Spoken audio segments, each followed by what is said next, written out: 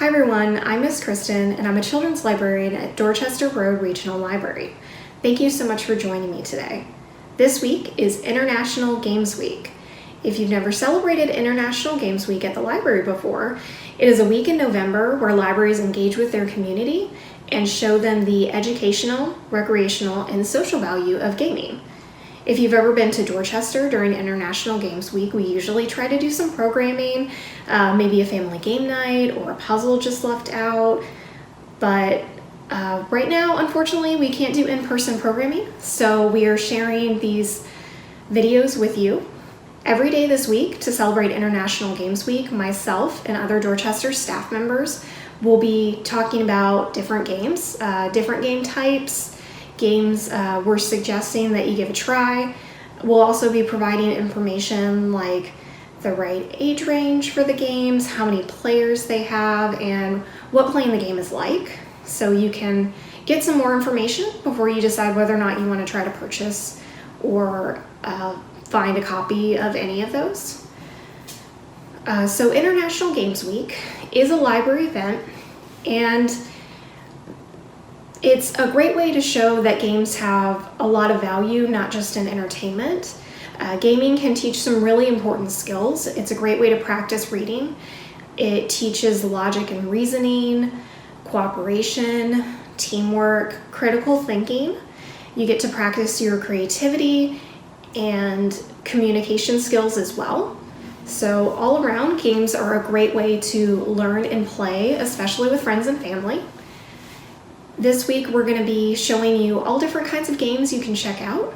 I hope you find some that you're interested in.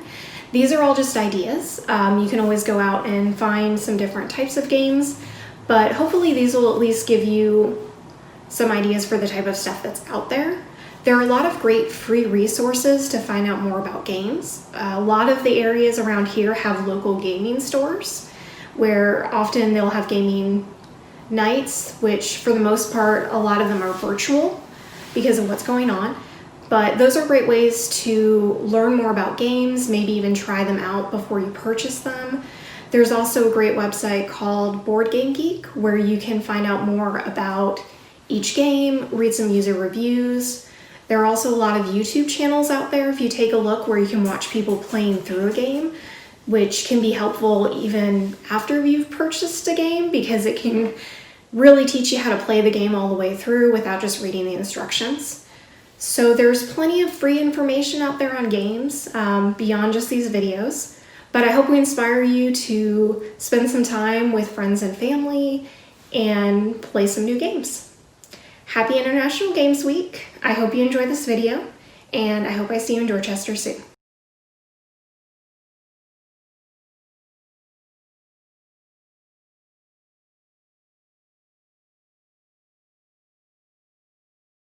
Today I'm going to be sharing some puzzle and mystery game recommendations with you. So these are all games that involve solving puzzles or solving mysteries. If those are the types of things you like, you might find a game in here that you'd enjoy. There is a wide range of age ranges too, so regardless of how small or big the kids are in your life, there should be something in this video for them.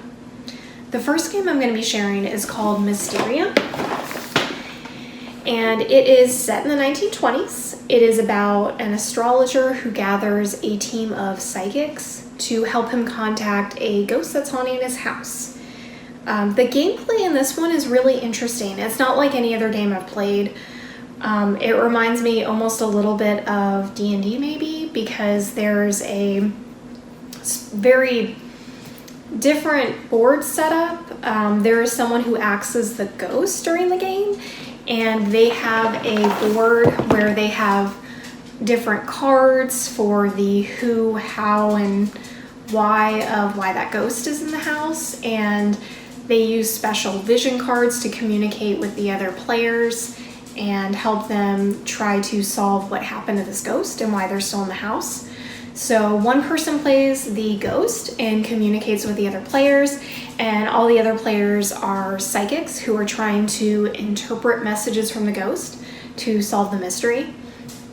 It's a really interesting game. The setup takes a little bit. it can be a complicated board. But the game itself is just not like anything else I've played in terms of people playing different roles and communicating in that way. There are expansions to it as well. This is another one that has an app option to it, but the app isn't very involved in the gameplay. It really just gives you some thematic music to put in the background. So it's fun, but it's definitely not necessary to play through the game. Mysteria is recommended for ages 8 and up. It is a 2 to 7 player game with a playing time of about 40 minutes.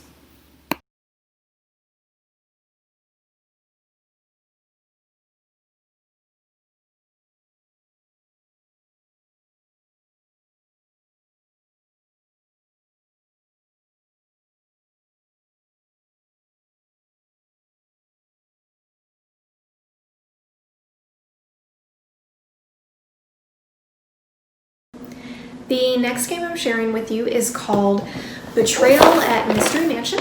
It is a Scooby-Doo game.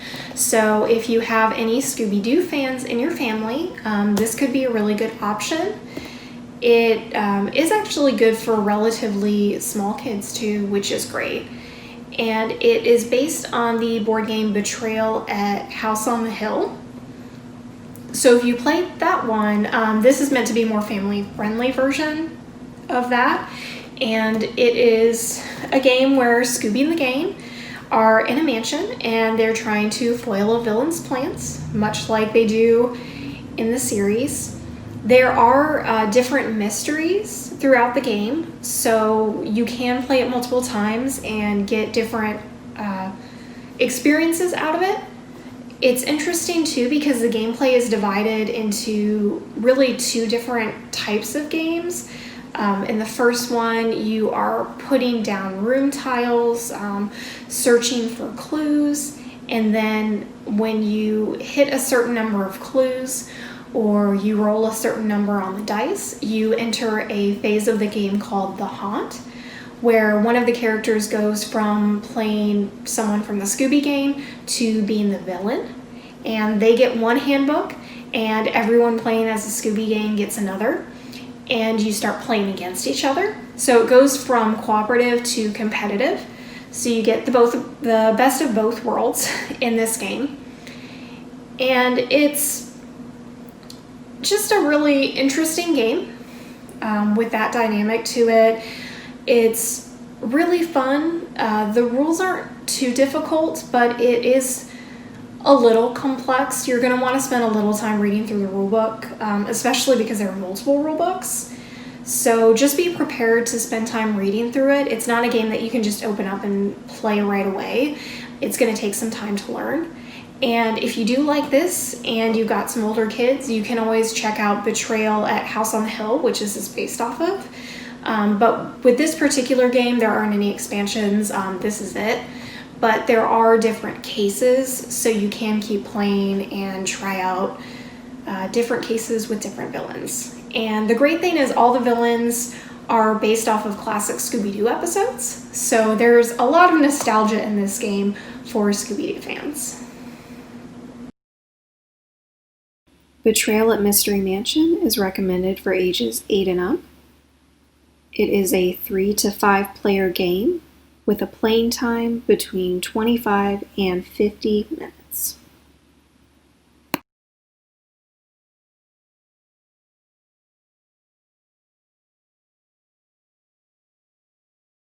The next game I'm recommending is very different from the last two, and it is called Calico. So Calico is a tile building game. If you've ever played anything that's tile based, here's kind of an example, and I'm going to show you what the board looks like as well. And the goal of the game is to build the best quilt, and certain quilt squares attract cats, so you get cute sleepy cats on your quilt. This is just a really great cozy puzzle game. There's not a lot of concentration involved. It's nice to look at. It's got cute cats. So if you just want a relaxing puzzle, this is a really good game to play. The setup doesn't take too long. It's not a very complicated game. It's really just about trying to achieve certain patterns with your tiles while you're building your quilt. But it's a really fun spatial puzzle. It's really great to play as a family, and the art is really cute too. And who doesn't like cats?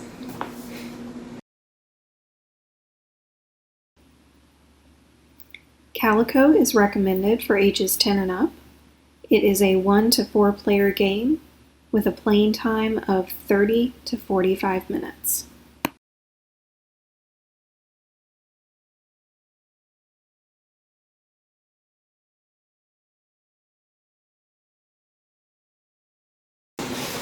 So the next game I'm recommending is a challenge. It is called Sherlock Holmes Consulting Detective. And the entire premise of the game is you are trying to prove you are smarter than Sherlock Holmes. It is an incredibly difficult and kind of frustrating game. It is not for everyone. This game has 10 different cases in it, so you can play through each case. Once you do, though, there's not really any new material from there. There aren't any expansion packs or anything like that. So beyond just giving it some distance and playing it again much later when you've forgotten what the answers were, once you get through the 10 cases, there's not much more to do. So you are solving these cases, and the goal is to solve it in fewer steps than what it took Sherlock Holmes.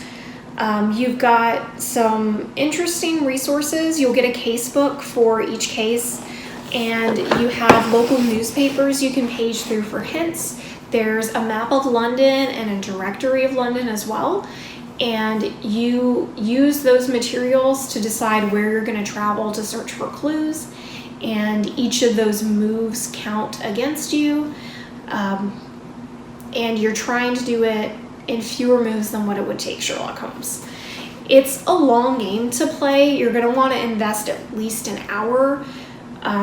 It's better to play as a group, if anything else, so that you can be frustrated together, because it is really hard to outsmart a character that's known as the world's best detective. But if you like a challenge, it's really great for that. If you're just a Sherlock Holmes fan, none of the cases are explicitly based off of any of the stories or novels, so you're not going to walk into it already knowing the answer, which is great. But it's similar to the types of stories you would read in those books, so it will be great if you're a Sherlock Holmes fan. It'll still kind of feel like a story featuring that character, but it is a challenging mystery game. Sherlock Holmes Consulting Detective is recommended for ages 13 and up. It is a 1 to 8 player game with a playing time of 60 to 120 minutes.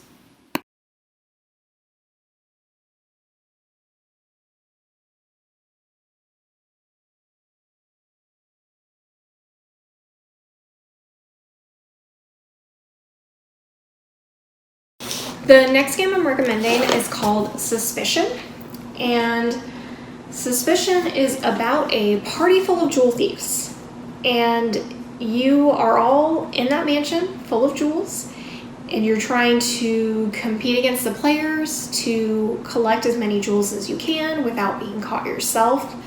It's got a super simple board, simple setup. The art's pretty cool as well.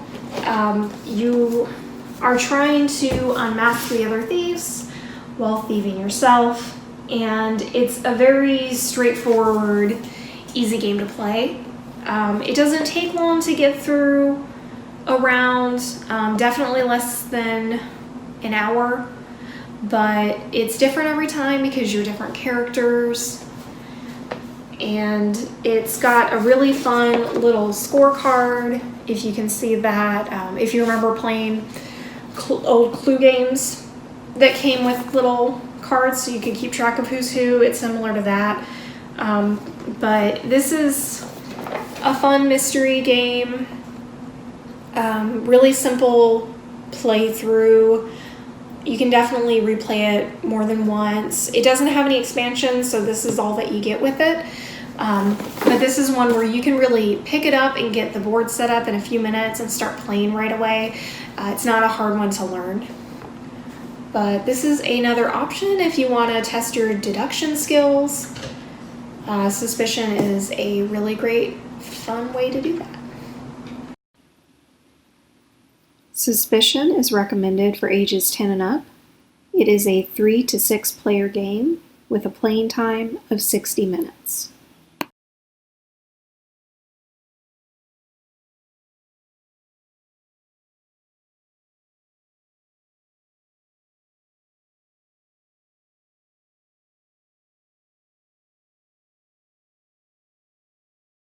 So the last game that I'm sharing with you is called Detective, a modern crime board game.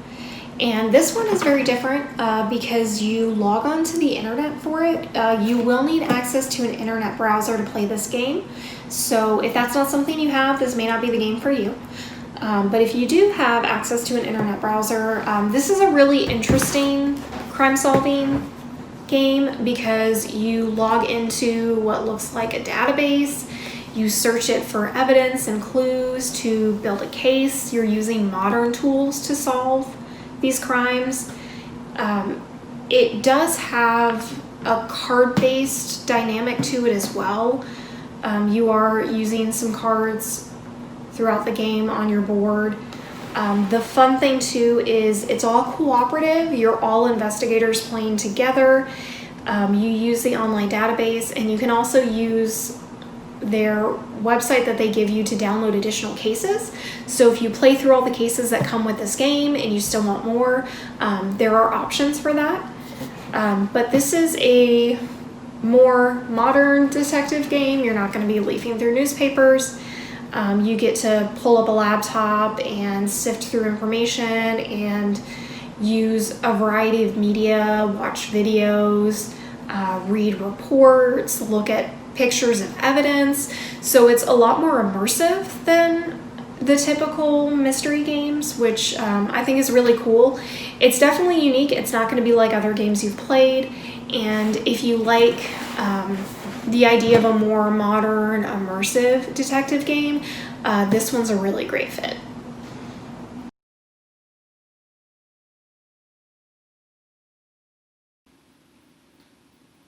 Detective, a modern crime board game, is recommended for ages 16 and up.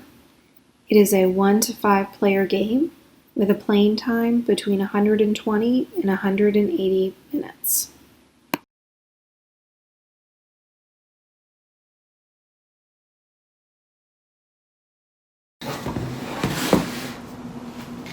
Those are all the games I have for you today for mystery and puzzle recommendations. I hope that you found something you might like, or at the very least you're inspired to pick a game off your shelf and start playing with your family. I hope that you got some great ideas for what to play next, and happy International Games Week. I'll see you guys soon. Bye.